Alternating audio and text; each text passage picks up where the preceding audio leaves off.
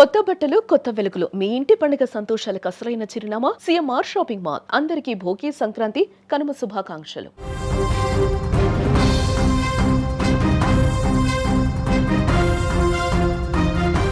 ఒక దేశం తన సొంత ప్రజలనే శత్రువులుగా చూస్తే ఏమవుతుంది? రక్షించాల్సిన ప్రభుత్వమే రాక్షసుడిలా మారి విచక్షణ రహితంగా కాల్పులు జరిపితే పరిస్థితి ఎలా ఉంటుంది? ఇప్పుడు ఇరాన్ దేశాన్ని చూస్తే సరిగ్గా అదే సమాధానం దొరుకుతుంది. ప్రపంచ పటంలో ఇరాన్ ఇప్పుడు నెత్తుటి మరకలా మారిపోయింది. నిన్నటి వరకు అక్కడ వినిపించింది స్వేచ్ఛ కోసం నినదించే గొంతుకలు, కానీ ఇప్పుడు వినిపిస్తోంది తుపాకీ తూటాల శబ్దాలు, ఆత్మీయులను కోల్పోయిన వారి ఆర్తనాదాలు. అధికారికంగా 600 మంది, కానీ అనధికారికంగా 2000 మంది ప్రాణాలు గాల్లో కలిసిపోయాయి. అసలు ఇరాన్లో ఏం జరుగుతుంది? ఎందుకు ఇంత భారీ మారణహోమం? ఈ వీడియోలో క్లియర్గా మీకు ఎక్స్ప్లెయిన్ చేస్తాం. ఇరాన్ ఎన్నో నెలలుగా అక్కడ అట్టుడికిపోతుంది. ప్రభుత్వ విధానాలకు వ్యతిరేకంగా ప్రజలు రోడ్ల మీదకు వచ్చారు. వాళ్ళు అడిగింది ఆయుధాలు కాదు, కేవలం తమ హక్కులు, తమ స్వేచ్ఛ. కానీ ఇరాన్ ప్రభుత్వం ఆ ఆందోళన అణచివేయటానికి ఎంచుకున్న మార్గం హింస.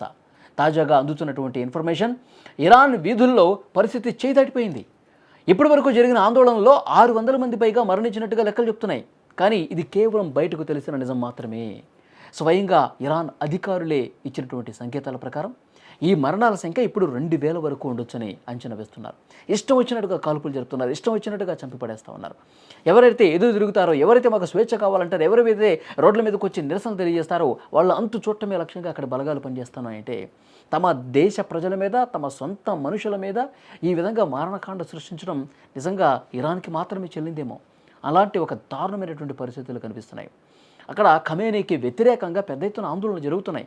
మాకు స్వేచ్ఛ లేదా, హిజాబ్ గురించి వాళ్ళు లేవనెత్తుతున్నటువంటి విషయాలు, మాకు ఇంకా స్వాతంత్రం రాలేదా, మాకు మాట్లాడే స్వేచ్ఛ లేదా, మా పనులు మేము చేసుకోకూడదా, మేము ధైర్యంగా ఏదైనా రోడ్ల మీదకి వెళ్ళి ఏదైనా షాపింగ్లకు వెళ్ళి మాకు బతికే పరిస్థితి లేదా, మాకు ఆ హక్కు లేదా అంటూ రోడ్ల మీదకి వచ్చి పెద్ద ఎత్తున ఆందోళనలు చేస్తూ ఉన్నారు. ఎందుకంటే అక్కడన్నీ కూడా పూర్తిగా తమ చట్టాలు వేరున్నాయని చెప్పి మహిళల హక్కులను పూర్తిగా కాలరాసి వాళ్ళకి ఎలాంటి స్వేచ్ఛ స్వాతంత్రాలు లేకుండా చేస్తుంది.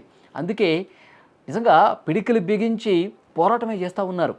తొక్కి పెట్టాలని చూస్తే ఒక బంతిలాగా మేము పైకి ఎగురుతాం అని అక్కడ మహిళలు నినాదాలు చేస్తూ రోడ్ల మీదకి వచ్చి తమ హక్కుల కోసం పోరాటం చేస్తున్నారు. అయితే సైనిక చర్య చేస్తోంది ఇరాను. పూర్తిగా తమ బలగాలతో పెద్ద ఎత్తున మోహరించి ఎవరు రోడ్ల మీదకి రాకుండా, ఎవరైనా వాళ్ళు రోడ్ల మీదకి వచ్చి ఆందోళన చేస్తే చంపి పడేస్తాం అన్నట్టుగా బిహేవ్ చేస్తున్నారు. నిజంగా కాల్పులు చేస్తూ ఉన్నారు. చాలా అంటే చాలా దారుణమైనటువంటి పరిస్థితులు అక్కడ కనిపిస్తున్నాయి. ఇటు ఇరాన్ మీద సైనిక చర్య అవకాశాలను కూడా అమెరికా తీవ్రంగా పరిగణిస్తోందన్న వార్త పశ్చిమాసియా వ్యాప్తంగా ఉద్రిక్తతలు పెంచుతున్నాయి. ప్రస్తుతం యుద్ధ మేఘాలు అలుముకుంటున్నటువంటి సంకేతాలు ఇస్తున్నాయి. ఈ ఆందోళనకు సంబంధించి అమెరికా, ఇరాన్ మధ్య మాటల యుద్ధం తారస్థాయికి చేరుకుంటోంది. ఆందోళనకారులకు ఏమైనా జరిగితే తాము రంగంలోకి దిగుతామని పదే పదే ట్రంప్ హెచ్చరిస్తూ ఉన్నాడు. సైనిక చర్య దిశగా సన్నాహాలు చేస్తున్నారని చెప్పి సమాచారం కూడా వస్తుంది. అటు ఆందోళనకారులను ఉగ్రవాదులతో పోలుస్తున్నారు ఇరాన్ పాలకులు. ఈ మూకలు సమాజాన్ని నాశనం చేయడానికి ప్రయత్నిస్తున్నాయని ఆరోపిస్తున్నారు. అదే సమయంలో ప్రజల్లో నెలకొన్నటువంటి ఆందోళన పరిష్కరించడానికి ప్రభుత్వం సిద్ధంగా ఉందని చెప్తున్నారు.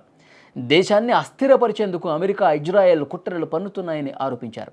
ప్రజా సమస్యలు పరిష్కరించడం తమ కర్తవ్యమని, అంతకంటే ముందు అల్లరి మూకలు సమాజాన్ని నాశనం చేయకుండా చూడాలని ఇరాన్ అధ్యక్షుడు అధికారికంగా ఒక ప్రకటన రిలీజ్ చేశారు. కానీ అక్కడ పరిస్థితులు మాత్రం చాలా భీతావహంగా కనిపిస్తున్నాయి.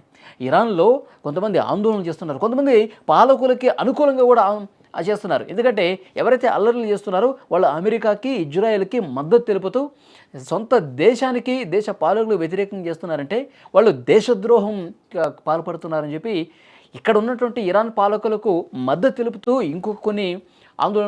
ఇంకొంతమంది కూడా మాట్లాడుతున్నారు. రోడ్ల మీదకి వచ్చి వాళ్ళు కూడా నిరసన తెలియజేస్తున్నారు ఆందోళనకారులకు వ్యతిరేకంగా. సో కొంత ఇరాన్లో పరిస్థితులు చేయిదాడుతున్నటువంటి పరిస్థితి. కొంతమంది అసలు పూర్తిగా ఇక్కడ ద్రవ్యోల్బణం పూర్తిగా చేయి జారిపోయింది, విపరీతంగా రేట్లు పెరిగిపోతున్నాయి, ఆర్థిక వ్యవస్థ అస్తవ్యస్తంగా ఉంది, ఈ పాలకులకు అసలు చేత కావట్లేదని చెప్పి ఇంకొంతమంది ఆందోళన చేస్తూ ఉన్నారు. సో ఇవన్నీ ఆందోళనలతో పూర్తిగా ఇరాన్ అట్టుడికిపోతుంది. అమెరికా ఒకవైపు హెచ్చరికలు జారీ చేస్తోంది. ఏ క్షణమైనా సరే అక్కడి పాలకులు తమ తీరు మార్చుకోకపోతే సైనిక చర్య చేస్తాం, సైనిక బలగాలు మోహరించి పెద్ద ఎత్తున ఆందోళన చేస్తాం, వైమానిక దాడులు చేస్తామని కూడా హెచ్చరిస్తున్నటువంటి పరిస్థితి అమెరికా సైడ్ నుంచి కనిపిస్తోంది. సో ఎప్పుడు ఏం జరుగుతుందో కూడా ఇరాన్లో అర్థం కావట్లా. ఎప్పుడు ఎటువైపు నుంచి దాడులు జరుగుతాయి, ఎప్పుడు ఎటువైపు నుంచి కాల్పులు జరుపుతాయి, ఎప్పుడు అక్కడ ఉన్నటువంటి ఇరాన్ బలగాలు ఏం చేస్తాయో కూడా అర్థం కావట్లేదు. సో క్షణక్షణం కూడా ఒక భయం గుప్పిట్లో అక్కడ ప్రజలు కాలం గడుపుతున్నారు అనడానికి ప్రస్తుత పరిస్థితులు అద్దం పడతా ఉన్నాయి.